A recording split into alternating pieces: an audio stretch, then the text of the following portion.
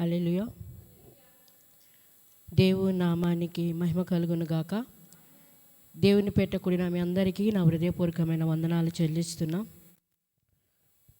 దేవుడు గడిచిన దినాలన్నీ ఆయన మహాకృప మనకి తోడుగా ఉండి ఆయన సన్నిధిలో మనల్ని సంరక్షించినందుకై మరొకసారి ఆయనకి ఎంతగానో రుణస్థులమై ఉన్నాం.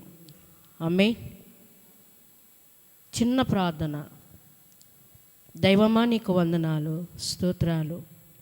నీ వాక్యమునకు దేవా, నీ మాట వినుటకు, వినయము గల మాట వినుటకు మా హృదయాలు ప్రభువా తెరవమని, వినుటకు ఇష్టత కలిగించి, వినయం విధేయతలు మాకు నేర్పించి మీరే మాతో మాట్లాడమని, వినుబుద్ధి పుట్టించమని, అర్థవంతంగా మీరు మాకు బోధించమని యేసు నామమున ప్రార్థిస్తున్నాం తండ్రి. ఆమేన్. మంచిది, దయచేసి కూర్చోనండి. కీర్తనల గ్రంథంలో నుండి మనము చదువుకున్నాము. ఈ వాక్య భాగం నుండి దేవుడు మనతో మాట్లాడతాకు, ప్రతి ఒక్కరితో మాట్లాడతాకు ఇష్టపడుతున్నాడు. శ్రద్ధాభక్తులతో దేవాది దేవుని సన్నిధిలో చేరి ఉన్నాము. రాలేమనుకున్నాము. దేవుని కృపను బట్టి దేవుడు సన్నిధానంలోకి మనల్ని నడిపించాడు. మంచిది. ఈ సమయంలో కీర్తన గ్రంథంలో నుండి ఈ శీర్షిక దావీదు రాజు యూదా అరణ్యములో తన యొక్క శత్రువులను అతను తరుముతూ ఉన్నప్పుడు ఈ కీర్తన రచించి ఉన్నాడు. ఈ కీర్తనలో 63వ కీర్తన ముఖ్య అంశము జీవజలములు.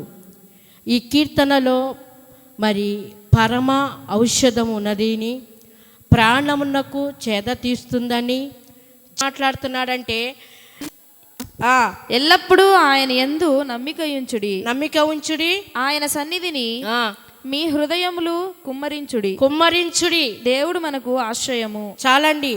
ఆయన సన్నిధి మీ హృదయములను కుమ్మరించుడు. ఆయన సన్నిధిలో మన హృదయాలు ఏం చేయాలి?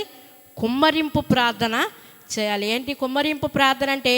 పై పెదాలతో కాదు, హృదయంలోంచి వచ్చే ప్రార్థన దేవునికి అవసరము. అది వింటాడు దేవుడు. చాలా వరకు ఈ ప్రార్థన ఎలా చేయాలండి? ప్రార్థన అంటే నాకు రాదండి. ఏకాంత సమయము, దేవుడితో సమయం గడుపుట అనగా ప్రార్థన ఎలా చేయాలి? అసలు ప్రార్థన నేను చేస్తే దేవుడు వింటాడా వినడా అని కొంతమందికి ఆలోచనలు వస్తూ ఉంటాయి. అసలు నిజంగా నేను ప్రార్థన చేస్తున్నాను, దేవుని దగ్గర చేరుతుందా లేదా అని అనుకుంటూ ఉంటారు. అయితే ప్రార్థన నువ్వు చేయకపోతే రాదు. బాధపడుతూ ఉంటారు, భయపడుతూ ఉంటారు, నేను సరిగ్గా ప్రార్థన చేస్తున్నానా లేదా అని. హల్లెలూయా.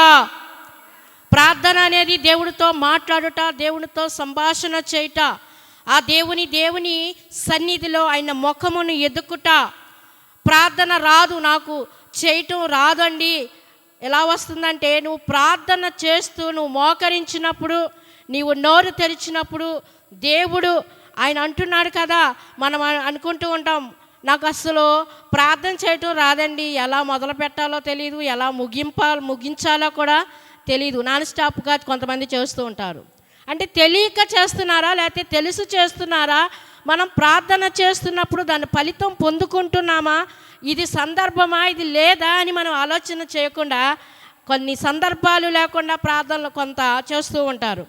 ప్రయాణం కొరకు ప్రార్థన, తినే ఆహారం కొరకు చేసేటప్పుడు ప్రార్థన. అలా అన్నప్పుడు అక్కడ సందర్భం ఏంటి, అక్కడ సమయం ఏంటి? వ్యక్తిగతంగా ప్రార్థన, కుటుంబ ప్రార్థన, సంఘ ప్రార్థన, ఇవన్నీ ఉంటాయి. ఈ ప్రార్థనలో ఆహారం తినేటప్పుడు, మంచి ఆకలి కొన్నప్పుడు అక్కడంత శాంతాడంత ప్రార్థన చేస్తే ఏమవుతుంది? కళ్ళు మూసుకొని ఇంకా అది ఏకాగ్రతగా మనము చేయలేము. ఒకవేళ ప్రయాణం అయ్యేటప్పుడు, ఆ ప్రయాణంలో అప్పుడు కూడా ప్రార్థన చేస్తుంటారు, బస్సు కూడా వెళ్ళిపోతుంది. అంటే చుట్టుపక్కల ఉన్న వాళ్ళు ఏం చేస్తారు? నువ్వు ప్రార్థన చేసావు కాబట్టి అని అవమానపరిచేటట్టుగా మన ప్రార్థన ఉండకూడదు. అక్కడ కుటుంబ ప్రార్థనకు వెళ్ళినప్పుడు, అక్కడ పుట్టినరోజు కూట ఉన్నప్పుడు పుట్టినరోజున ఆ బిడ్డల గురించి ప్రార్థన చేయాలి, కానీ చచ్చిపోయిన వాళ్ళ గురించి ప్రార్థన అది సందర్భము, సమయము, సందర్భము. దేవుడు నీకు ఇచ్చిన ఒక గిఫ్ట్ ఏంటంటే, నీకు ఒక అవకాశాన్ని ఇచ్చాడు. నీవు వ్యక్తిగతంగా నీకుగా దేవుని దగ్గరికి వెళ్ళాలి. ఏకువజాము ప్రార్థన. ఈ ఏకువజామున ప్రార్థన చేయాలి అన్నప్పుడు నీ గదిలోనికి వెళ్ళి మోకాళ్ళు వేసుకొని నోరు తెరువు. దేవుడు దాన్ని ఏమంటారంటే, ప్రార్థన చేస్తున్నప్పుడు దేవుని కృపావరము నీ నోటిని ముట్టి నీకు ఆ నోరుని తెరుస్తాడు. అప్పుడు దేవుడితో నువ్వు మాట్లాడగలవు. ఆ ప్రార్థన ఆయన ఆత్మతో నింపబడుతున్నప్పుడు ప్రార్థన ఎలా చేయాలో నీకు నేర్పిస్తూ ఉంటాడు. నాకు రాదండి, ఎన్ని సంవత్సరాలు సీనెట్గానే మాట్లాడతావు, ఇన్ని సంవత్సరాలే నేను దేవుడిని నమ్ముకొని తెలుసా అనుకుంటాం. కానీ ప్రార్థన విషయంలో ఓడిపోతూ ఉంటాము. చాలామంది ఓడిపోతూ ఉంటారు. దేవునితో సన్నిహితంగా సంబంధం కలిగి ఉండాలి. ఏకాంత సమయం అంటే నీవు నీ దేవుడు, నేను నా దేవుడు. స్టార్టింగ్లోనే ఏమంటున్నాడంటే, దేవా నా దేవుడవు నీవే అని అంటున్నాడు. నా దేవుడవు నీవే. ఎంత సన్నిహితంగా మాట్లాడుతున్నాడు, ఎంత దగ్గరగా మాట్లాడుచున్నాడో. ప్రార్థన దేవుని ఆ పెదాలు ముట్టు అని అన్నప్పుడు ఖచ్చితంగా చేస్తారు. ఈ ప్రార్థన విషయంలో చూస్తే ఒక భక్తుడు ఇలా మాట్లాడుతున్నాడు. ఏమనంటే, ఒక భక్తుడు ఏమంటున్నాడంటే, పూలు లేని తోట సువాసన ఏ విధంగా ఉండదో, పూల తోటలో ఆ పూలు లేనప్పుడు ఆ సువాసన అనేది ఆ తోటకు ఉండదు. క్రైస్తవ జీవితంలో ఒక వ్యక్తిగతంగా ప్రార్థన సువాసన లేకపోతే అంటే పూలు లేవు, సువాసన నీకు వినబడును. ఉదయమున నా ప్రార్థన నీ సన్నిధిని సిద్ధము చేసి కాచియుందును. చాలండి. దావీదు దేవునితో మాట్లాడతాకి ఏం చేస్తున్నాడు? వినబడును. దేవుడు మాట నీవు వినాలి, నీ మాట దేవుడు వినాలి, అంతే. ఇంకెవ్వరు కాదు, ఎవ్వరు కాదు. ఎందుకంటే అలాంటి అనుభూతి పొందిన వారు చాలామంది ఉన్నారు. దేవునితో ఎన్ని గంటలైనా సరే సమయం గడిపేవారు భక్తులు ఉన్నారు.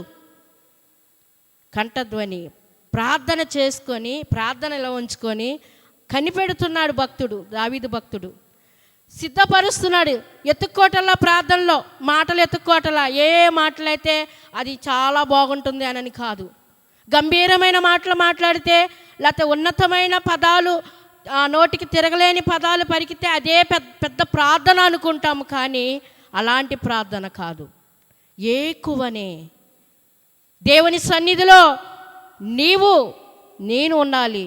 ఆయన మన తొలి మాట ఆయన వినాలి, ఆయన మాట మనము వినాలి. ఏకాంత సమయం అంటే దేవునితో గడుపుట, వాక్యము, అలాగే ప్రార్థన, ఆత్మీయ జీవితం ఎంతో అవసరము. మీలో ఎంతమంది ఆరోగ్యంగా, ఆర్థికంగా, ఆత్మీకంగా ఎదగాలని అనుకుంటారు? అందరూ అనుకుంటాం. ఆత్మీకంగా ఎదగాలని, ఆర్థికంగా ఎదగాలని, ఆరోగ్యంగా ఉండాలని. ఆరోగ్యంగా ఉంటేనే కష్టపడతాం కదండి.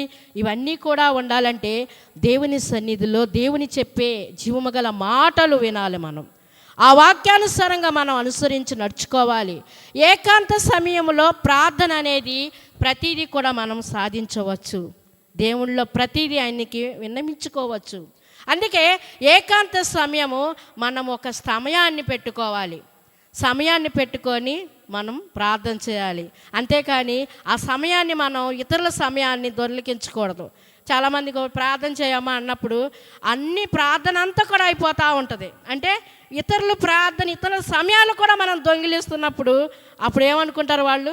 ఇంకా నేను చెప్దాం అనుకున్నాను, అయ్యో నేను సిద్ధపడ్డానే, అయ్యో వాళ్ళు చేస్తున్నారే అనుకుంటా. అది అలాంటిది కాదు.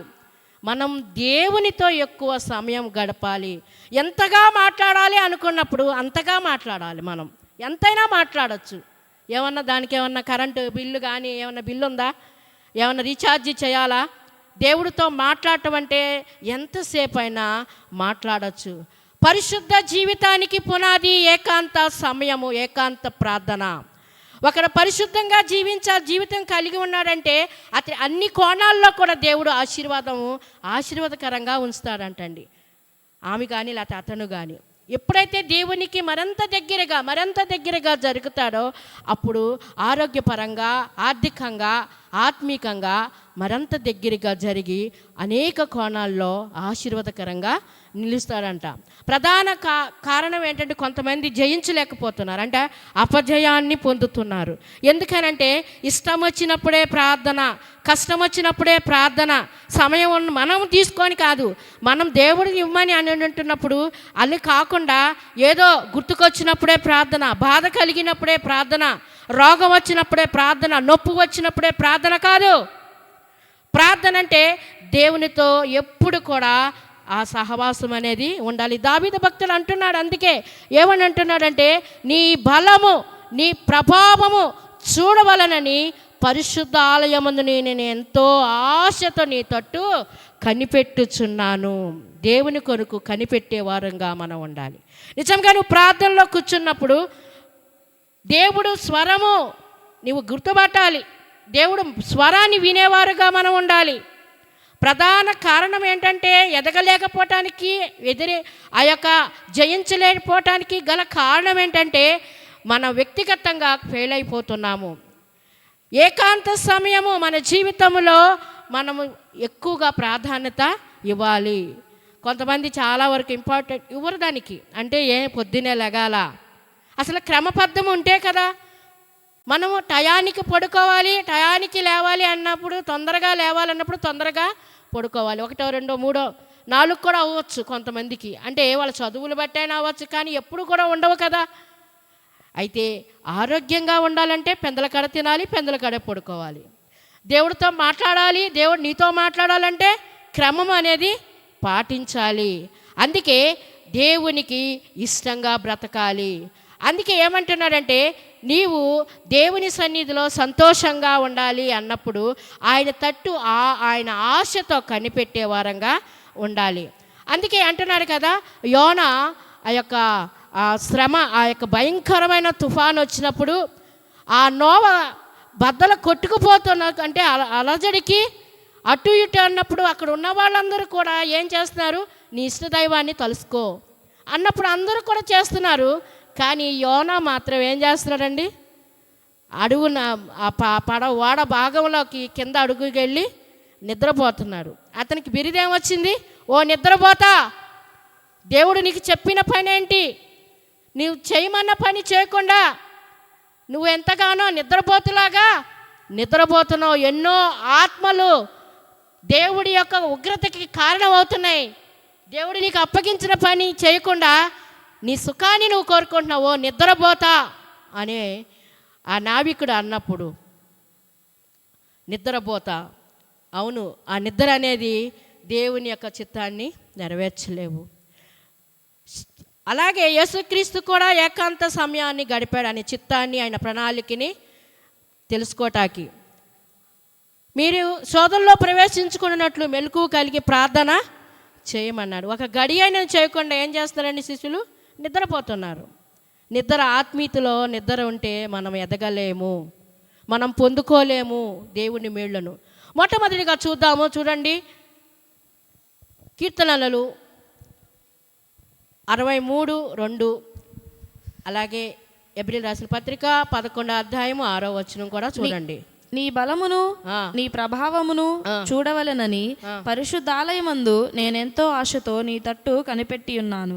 నీళ్లు లేక ఎండి ఉన్న దేశమందు నా ప్రాణం నీ కొరకు తృష్ణగొని ఉన్నది. నీ మీద ఆశ చేత నిన్ను చూడవలెనని నా శరీరము కృషించుచున్నది. ఎబ్రిల్ రాసిన పత్రిక 11వ అధ్యాయము 6వ వచనం. విశ్వాసము లేకుండా దేవునికి ఇష్టలై ఉండుట అసాధ్యము. దేవుని యొద్దకు వచ్చేవాడు ఆయన ఉన్నాడనియు తన్ను వెదుగు వారికి ఫలము దయచేవాడనియు నమ్మవలెను కదా. చాలండి. మొట్టమొదటిగా మనం చూసినట్లయితే దేవుడు తనను ఎదుగు వారికి ఫలం ఇస్తాడు అని ఏం చేయాలండి, మనము నమ్మాలి. విశ్వాసము లేకుండా దేవునికి ఇష్టడుట అసాధ్యం అని అంటున్నాడు. అసాధ్యమే కాదండి, కష్టతరము కూడా. కష్టము అంటే అపనమ్మకం అనేది ఉండకూడదు. దేవుని యొద్దకు వచ్చినప్పుడు, నువ్వు ఏకాంతంగా దేవుని సన్నిధిలో గడుపుతున్నప్పుడు నీ అవసరత ఏంటో క్లారిటీగా నువ్వు చెప్పాలి. నీకు ఇవ్వాల్సినది నువ్వు పొందుకోవాల్సింది నిజంగా నువ్వు పొందుకోవాలన్నప్పుడు ఒక పసిపిల్లవాడులాగా మారం పెట్టి తీసుకుంటావు చూడండి, అలాగే ఆ రీతిగా బ్రతిమిలాడుతూ పొందుకోవాలి, దేవుణ్ణి అడగాలి.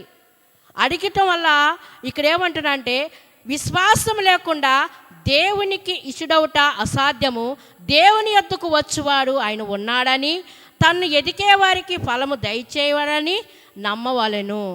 దేవుడు మనం అడిగాం ఒక కార్యం చేయమని, అయితే దేవుడు ఆలస్యం చేస్తున్నాడు. ఆలస్యం చేసే కార్యాలన్నీ అవి తిరస్కారాలు మాత్రము కావు. కొన్ని ప్రార్థనలకి వెంటనే జవాబు వస్తాయి, కొన్ని ఆలస్యంగా వస్తాయి, కొన్ని అసలుకి రిప్లైయే ఉండదు. ఎందుకనంటే అది దానివల్ల నీకు ఏమైనా అపాయం రావచ్చు. అందుకే దేవుడు అది నీకు దూరం చేయవచ్చు, అది ఆయన ఇష్టం.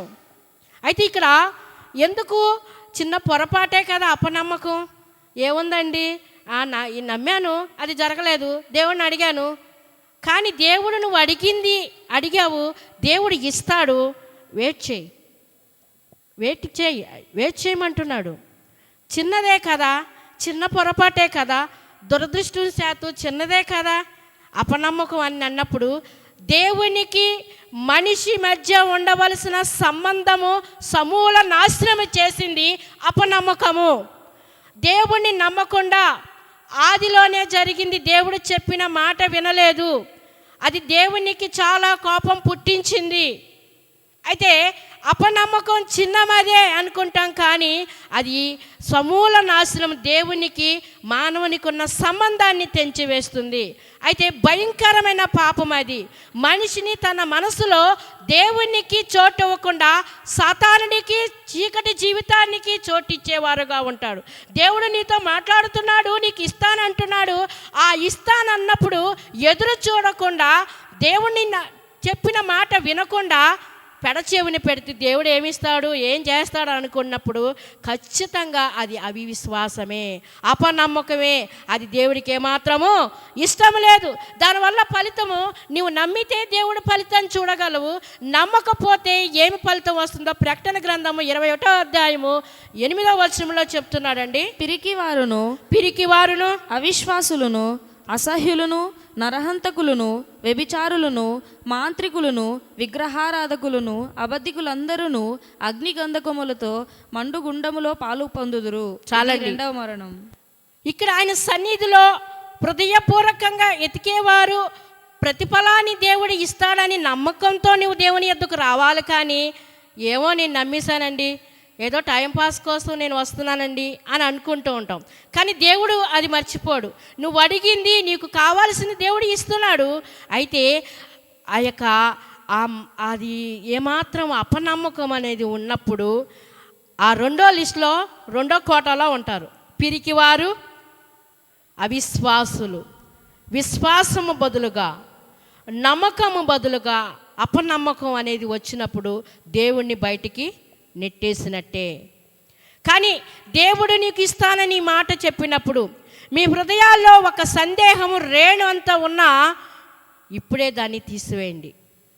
ఇసుక రేణు, ఆ రేణు అంత ఉన్నా కూడా తీసివేయండి అంటున్నాడు. ఎందుకనంటే మమ్మల్ని క్షమించు ప్రభువా, అపనమ్మకం ఉన్నదేమో. ప్రార్థన చేశాం, ఆ ప్రార్థనకి జవాబు వస్తుందని అనుకుంటున్నాం, కానీ రావట్లేదు.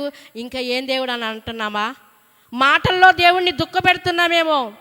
అయితే ఇప్పుడే దేవుణ్ణి అడుగు, దేవా నన్ను క్షమించు, నాలో ఉన్న అవిశ్వాసాన్ని కొట్టివే, నిన్ను నమ్ముతున్నా, నిన్నే నమ్ముచున్నాను, నువ్వు నాకు సహాయము చేస్తావు, నాకు ప్రతిఫలాన్ని ఇస్తావు అని అడిగినప్పుడు మనసులో ఉన్న అలజడిని, తుఫానిని పైకి ఎదురైనప్పుడు నీవు మోకాళ్ళ మీద చేరుకోగల ఆశ్రయం ఉంటే దేవుని సన్నిధికి పారిపో, దేవుణ్ణి ఆశ్రయించు, నీకు ప్రతిఫలాన్ని ఇస్తాడు.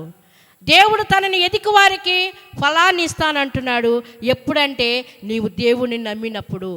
నువ్వు దేవుణ్ణి నమ్మితే దేవుడు నీకు నమ్మినంతే చేస్తాడు.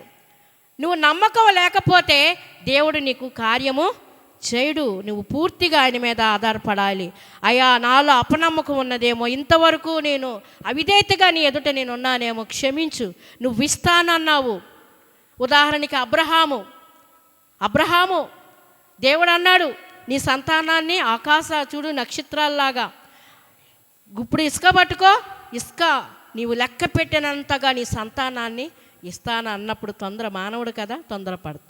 కానీ దేవుని చిత్తం అది కాదు. నీ ఎడల నా ఎడల దేవుని చిత్తం చాలా అమూల్యమైనది కాబట్టి మనం దాని ప్రకారం నడుచుకోవాలి. కీర్తనలు 27:8.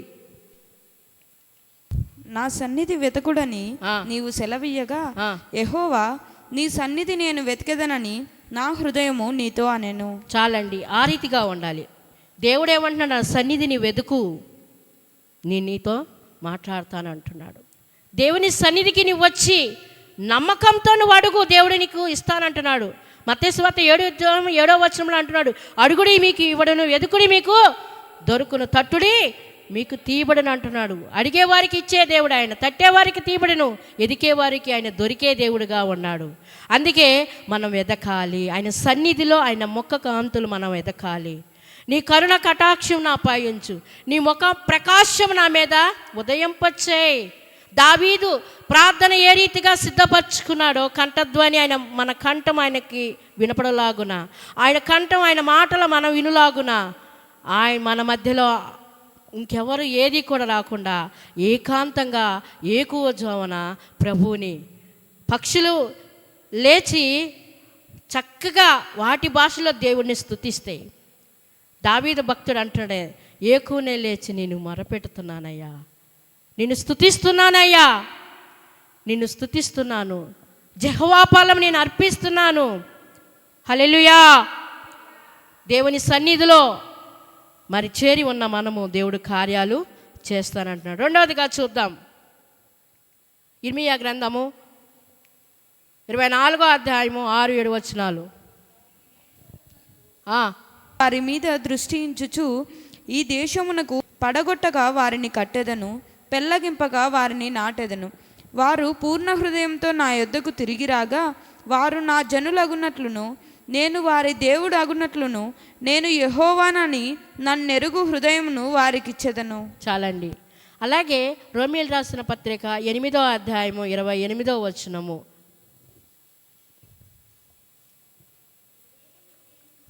దేవుణ్ణి ప్రేమించు వారికి అనగా ఆయన సంకల్పం చొప్పున పిలువబడిన వారికి మేలు కలుగుటకై సమస్తము సమకూడి జరుగుచున్నవని ఎరుగుదుము. చాలండి. బైబిలు మరి ఈ బైబిల్ గ్రంథములో మరి గొప్ప వచనములో ఇదొక వచనము. ఏమంటే దేవుణ్ణి ప్రేమించేవారు, ఆయన సంకల్పం చొప్పున పిలువబడిన వారు. రెండవదిగా దేవుడు తనను ప్రేమించే వారికి మేలు చేస్తాడు, కీడైతే చేయడు. ఎందుకంటే దేవుడు అంటున్నాడు కదా, ఆయన మనకి మేళ్ళు చేసి సిలువ పైన మ్రేకులు ఆయన దిగగొట్టించుకొని ఉన్నాడు. ఆయన సిలువ మానుపైన ఆయన 3 మ్రేకులతో మరి చనిపోయినాడు మన కొరకు. అంత గొప్ప త్యాగి. నీ పూర్ణ హృదయముతో, నీ పూర్ణ ఆత్మతో, నీ పూర్ణ శక్తితో నీ దేవుడైన యెహోవాను ప్రేమించుమని ద్వితీయోపదేశకాండం 6:5 సెలవిస్తున్నది. ఆయన సన్నిధిలో నీకు మేలు కలగాలంటే నీవు ఆయన ప్రేమించాలి. ఆయన ప్రేమించాలి. ఎలా ప్రేమించాలి? మాటలతోనా? క్రియలతో ప్రేమించాలి.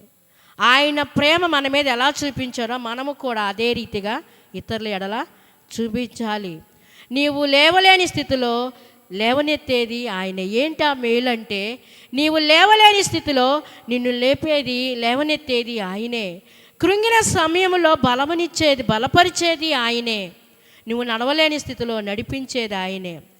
నీవు చేయలేని, నీకేమీ రాదని నిరుత్సాహపడినప్పుడు నీ వెన్ను తట్టి నిన్ను నడిపించేది ఆయనే.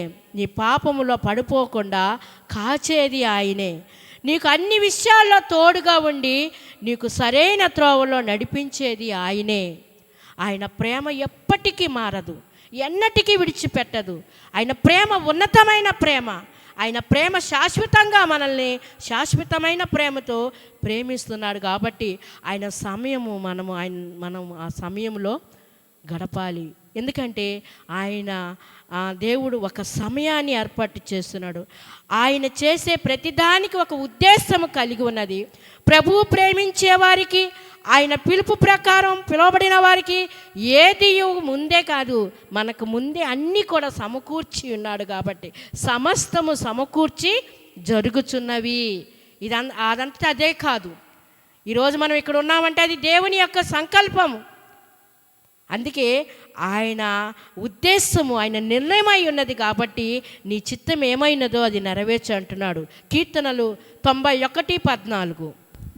అతడు నన్ను ప్రేమించుచున్నాడు గనుక నేను అతనిని తప్పించెదను. అతడు నా నామము నెరిగినవాడు గనుక నేను అతన్ని ఘనపరిచెదను. నన్ను ప్రేమించినాడు కాబట్టి తప్పించెదను. మేలేంటండి, ఏ శ్రమలోనైనా దేవుడు తప్పించేవాడుగా ఉన్నాడు. ఇరికించేటట్టుగా చాలామంది ఇరికించేవారుగా ఉంటారు, కానీ తప్పించేవాడుగా ఉన్నాడు. అదే కీర్తనలో 63:8 చూడండి, దావీదు భక్తుడు అంటున్నాడు, నా ప్రాణము నిన్ను అంటిపెట్టి ఉన్నది, నీ కుడి చెయ్య నన్ను ఆదుకొనుచున్నది అని మాట్లాడుతున్నాడు.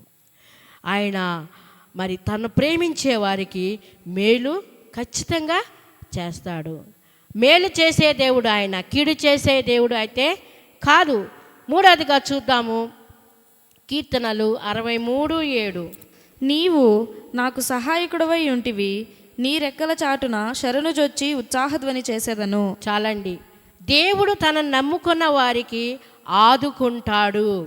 ఎప్పుడైతే నీవు ఆయనని నమ్ముకుంటావో, ఎప్పుడైతే దేవుని మీద ఆధారపడతావో, ఎప్పుడైతే దేవుణ్ణి కలిగి జీవిస్తావో, ఒక వ్యక్తి దేవుడు అతని అండగా ఉన్నప్పుడు ఏది కూడా దేనికి కూడా భయపడ్డు. అందుకే ఏది కూడా నీకు విరోధంగా రూపింపబడిన ఏ ఆయుధం కూడా వర్ధిల్లదంటున్నాడు. దేవుడు మన పక్షం ఉండగా మనకి విరోధి ఎవరు లేరు. ఎందుకని దేవుడే మన పక్షాన్ని ఉన్నాడు. అందుకే కీర్తనలు 54 కీర్తన 4వ చరణము, ఇదిగో దేవుడే నాకు సహాయకుడు, ప్రభువే నా ప్రాణి. దేవుడే నాకు సహాయకుడు, నువ్వు తప్ప నాకు ఎవరు చేస్తారయ్యా? కొండల తట్టు బండల తట్టు కాదయ్యా, నాకు వచ్చే సహాయం నీ యొద్ద నుండే నాకు సహాయము, ఆ జ్యోతిర్మయ దగ్గర నుండే నాకు సహాయం వస్తుంది. నాకు కావలసిన అవసరతలన్నీ నాకు ఇచ్చే దేవుడు. అందుకే అంటున్నాడు, దేవుడు తోడుండగా దేనికైనా కొదువు ఉంటుందా? రాజే మన దగ్గర ఉండగా మనం ఏమైనా కొదువు ఏదైనా దేనికన్నా బాధపడతామా? లేదు. ఎందుకంటే రాజు ఉన్న చోట అన్నీ కూడా వచ్చేస్తాయి. ఒక పిల్లవాడు మరి ఒక రాజు అంట ఒక దేశంలో ఎలా పరిపాలన ఉంది, ఏమనుకుంటున్నారని ఆయన చూస్తాకి వెళ్ళినప్పుడు ప్రజలు చాలా కష్టాలతో ఉన్నారు. ఆయన వెంటనే మారువేషంలో వెళ్ళి అన్నీ చూశాడన్నమాట. నా ప్రజలు ఎలా ఉన్నారు, పాలన ఎలా ఉన్నది, ఏమైతే తింటున్నారు, ఎలా ఉంటున్నారు అనుకున్నప్పుడు అతను మారువేషంలో వెళ్ళి అన్నీ చూస్తున్నప్పుడు అడిగినప్పుడు మీ రాజు ఏం పట్టించుకోవటం లేదా అని ఒక వ్యక్తిని అడిగినప్పుడు అతను రాజా వెళ్ళి మారువేషంలో వెళ్ళి అడుగుతున్నాడు, మీ రాజు ఏమి పట్టించుకోవటం లేదా, మిమ్మల్ని చూడటం లేదా అంటే, ఆ రాజే మమ్మల్ని పట్టించుకుంటే ఈ గతి మాకు ఎందుకు వచ్చేది అని అన్నాడంట. వెంటనే అతనికి మరి ఆ యొక్క భవనానికి వచ్చి ఆ యొక్క ఆలోచనలో పడ్డాడు. నా ప్రజలందరూ చాలా బాధల్లో ఉన్నారు. అయితే తెల్లవారు అయింది, ఆ దండోర వేయించాడు. ఏమనంటే, ఈ ప్రజలకి ఏదైతే కావాలో అవన్నీ కూడా తీసుకెళ్ళిపోమని చెప్పమన్నప్పుడు అందరూ ఎవరికి వచ్చినా వాళ్ళు చేతికి వచ్చింది వాళ్ళు రాజభవనంలోకి వచ్చి తీసుకెళ్ళిపోయారు. అయితే ఒక చిన్న పిల్లవాడు వచ్చి రాజుగారు చేపట్టుకొని ఆ యొక్క రాజుగారు అంటున్నారంట, నాకు ఏమొద్దు, నాకు మీరే కావాలి, రాజా మీరే కావాలి అని అన్నప్పుడు ఆ రాజుగారు అంటున్నారు, ఎన్ని ఉన్నాయి కదా నేనెందుకు అని అన్నప్పుడు, లేదయ్యా నువ్వే కావాలి అన్నప్పుడు ఆ పూరు గుడిసెలో వెళ్ళినప్పుడు రాజుగారు ఉన్న గృహం ఎలా ఉంటుందండి, ఏదన్నా ఎక్కడున్నాయో అన్నీ కూడా అక్కడికే వస్తాయి. అలాగే దేవుడు నమ్ముకున్న వారిని ఆయన ఆదుకుంటాడు అంటున్నాడు. దేవుని యందు విశ్వాసం ఉంచేవారు ఊహించిన విధముగా దేవుడు కార్యాలు చేస్తానంటున్నాడు. ఎప్పుడైతే దేవుని సన్నిధిలోకి వచ్చి ఉన్నామో, దేవుడు తను నమ్ముకునే వారి విషయంలో ఎన్నటెన్నటికి కూడా చేయి విడిచిపెట్టే దేవుడైతే కాదు. సహాయకుడవు, నీవే నా సహాయకుడవు అంటున్నాడు. ఆయన రెక్కల నీడలో భద్రత ఉన్నది, ఆయన రెక్కల చాటున శరణుజొచ్చి ఉత్సాహధ్వని చేసేదను, నా ప్రాణం నిన్ను అంటిపెట్టి ఉన్నది, నీ కుడి చెయ్య నన్ను ఆదుకుంటుంది. ఏ సమస్య వచ్చినా దేవుని యొక్క కుడి చెయ్య మనల్ని ఆదుకుంటుంది. ఆ చెయ్యి పెట్టి మనల్ని నడిపిస్తున్నాడు. ఆయన హస్తాలు మనల్ని తాకుతున్నాయి. ఆయన హస్తాలు వండ గాయమైన హస్తాల్లో మనల్ని తాకుతూ దీవిస్తూ ఆశీర్వదిస్తున్నాడు. దావీదు ఎంత గొప్పగా మాట్లాడుచున్నాడు. నీ కుడి చెయ్యి నన్ను ఆదుకొనుచున్నది అంటున్నాడు. ఈ సాయంకాల సమయంలో దేవుడు మనతో మాట్లాడుతున్నాడు. జీవితంలో ఎన్నో నష్టాలు లేదా సాధించలేని పోయానే అలాగే కృంగిపోతూ అయ్యా జీవితం ఎందుకు ఇంత అర్ధాంతంగా ముగించాలా అనే పరిస్థితుల్లో ఉన్నప్పుడు దేవుడు నువ్వు మీద ఆధారపడు. దేవుడి హస్తం నిన్ను కాపాడుతున్నది, నడిపిస్తున్నది, నీకు మార్గాన్ని చూపిస్తున్నది. అయితే ఎంతోమంది జీవితాలు మనోవేదనలతో నిండిపోతుంటారు. సరైన సమయం, సరైన సంబంధం నువ్వు దేవునితో కలిగి ఉన్నావా అని ప్రశ్న వేసుకున్నప్పుడు ఎంతగా మనం ప్రార్థిస్తున్నాము, దేవునికి ఎంతగా ఇష్టంగా మనం నడుస్తున్నామని చూడగలం. అందుకే దేవుని కలిగిన జీవితాల్లో ఎలాంటి పరిస్థితుల్లో ఉన్నా దేవుడే మనకు సహాయకుడిగా మనం నమ్మాలి. దేవుడే నాకు సహాయకుడు అంటున్నాడు. అలాగే ఏమంటున్నాడంటే నీకు ఏ సమస్య వచ్చినా ఆ సమస్య నుండి దేవుడు విడుదల చేస్తాడు. ఏ కష్టం వచ్చినా, ఏ నష్టం వచ్చినా, ఏ బాధ వచ్చినా, ఏ వ్యాధి వచ్చినా, ఏ బలహీనత వచ్చినా నేను నీకు తోడై ఉన్నాను. దావీదు భక్తుడు పలికిన రీతిగా నీ కుడి చెయ్య నన్ను ఆదుకున్నది, నా ప్రాణం నిన్ను ఎప్పుడు కూడా ఎడబాటు లేకుండా ఎడమ లేకుండా నిన్నే స్మరణ చేస్తున్నది అని దావీదు పలికినప్పుడు ఆయన పలుకుతున్న మాటలు నీ కుడి చెయ్య నన్ను ఆదుకున్నది, నా ప్రాణం నశింపచేయని వారు దానిని వెతుకుచున్నారు, వారు భూమి మీద చోటు లేకుండా దిగిపోదురు, అయితే బలము ఖడ్గము అప్పగించుదురు, నక్కల పాలగుదురు, రాజు దేవుని బట్టి సంతోషించెదరు. రాజు అయినప్పుడే రచించి ఉన్నాడు. ఎత్తు ఎదిగిన దేవుని సన్నిధిలో ఒదిగిపోవాలి. అంటే ఎంత పేరు ప్రఖ్యాతులు కాల్చిన దేవుని దగ్గర తగ్గింపు జీవితం కలిగి ఉండాలి. ప్రభు దృష్టిలో తగ్గించుకున్నప్పుడు సరే ప్రభు మన పక్షం ఉండగా మనల్ని ఆదుకుంటున్నప్పుడు ఎటువంటి సమస్య మనల్ని ఎవరు కూడా ఏమీ చేయలేరు. అందుకే దేవుని సన్నిధిలో, దేవుని సమూహంలో, దేవుని సంఘములో దేవుని బిడ్డగా అవ్వాలంటే దేవుని ఎదుట మనం ఒదిగి ఉండాలి. ఎవరైతే తాను తగ్గించుకుంటారో వారే హెచ్చింపబడతారు. హెచ్చించుకునేవారు తగ్గించబడతారు. ప్రభువు దగ్గరకు వచ్చేవారు, దేవునితో మాట్లాడేవారు ఎంతో అనుకువగా కలిగి మాట్లాడాలి. ప్రభు సన్నిధిలో దేవుడిచ్చిన ఆశీర్వాదాన్ని దుష్కార్యముగా అంటే దేవుడు ఒక కష్టపాటుల్లో నుంచి, సమస్యల్లో నుంచి, బాధల్లో నుంచి, వ్యాధుల్లో నుంచి, నిందల్లో నుంచి, అవమానాల నుంచి విడిపించి నిన్ను ఒక ఆశీర్వాదకరంగా మార్చినప్పుడు, నిన్ను ఆశీర్వదించినప్పుడు ఆ ఆశీర్వాదాన్ని గర్వించి అహంతో ఉన్నప్పుడు దేవుడు అంటున్నాడు ఒక మాట, నువ్వు ఎంతగా ఆ యొక్క వినయం విధేయతల హృదయాలు మార్చుకొని ఎప్పుడైతే హృదయముతో గర్విస్తామో, ఏ స్థితిలో అయితే దేవుడు సహాయం కోరి నా సహాయకుడు నీవే, నా నమ్మకానికి ఆధారం నీవే, నా కొండ నీవే, నా కోట నీవే అనుకొని దేవుని యొద్ద నుండి సహాయం పొందుకొని, దేవుని యొద్ద నుండి మేళ్ళు పొందుకొని, దేవుని యొద్ద నుండి మరి ఆయన చేసే ప్రతి కార్యమును మనం పొందుకున్నప్పుడు, ఆయన ఆశీర్వాదాన్ని పొందుకున్నప్పుడు, ఆయన ఆశీర్వాదాన్ని ఇచ్చినప్పుడు సరైన రీతిలో సరైన విధములో మనం వాడకపోతే ఆ ఆశీర్వాదము శాపముగా మారుస్తాడంట. ఎప్పుడైతే దేవుని సన్నిధిలో ఏ అణుకువతో దేవుడిని అడిగి ఉన్నామో, ఏ అణుకువతో దేవుడిని తగ్గించుకొని ప్రార్థన చేసి ఉన్నామో, మన దీన స్థితిలో దేవుడు మనం రక్షించి ఉన్నాడో ఆ స్థితిని మనం మర్చిపోయి మనం గర్విస్తే ఆ ఆశీర్వాదాన్ని, ఆ హెచ్చించిన దానిని దేవుడు అమాంతంగా పడేస్తాడు. మనము కోల్పోతాము. అందుకే దేవుని దగ్గర ఇరిగి నలిగిన హృదయము ఆయనకి ఇష్టమైన బలి అని చెప్తున్నాడు. దేవుడు ఇచ్చిన ఆశీర్వాదం సరైన రీతిలో ఉపయోగించలేకపోతే అదే శాపముగా వచ్చి వెంటాడుతూ ఉంటుంది. దేవుని యందు విధేయత కలిగి మనకి ఇవ్వబడిన వాటి విషయంలో చాలా జాగ్రత్తగా ఉండాలి. కీర్తనల గ్రంథము 119వ కీర్తన, 147వ కీర్తన. తెల్లవారక మునుపే మొర్రపెట్టి తిని నీ మాటల మీద నేను ఆశ పెట్టుకొని ఉన్నాను. చాలండి. దేవుని మాటల మీద మనం ఏం చేయాలి? ఆశ పెట్టుకోవాలి, ఆశ ఉండాలి. ఆశ గల ప్రాణం దేవుడు తృప్తిపరిచే దేవుడు. నీవు సరైన సంబంధం దేవుడితో కలిసి ఉన్నప్పుడు దేవుడు నీతో సూటిగా తేటగా మాట్లాడతాడు. నాతో మాట్లాడు ప్రభువా అని అన్నప్పుడు.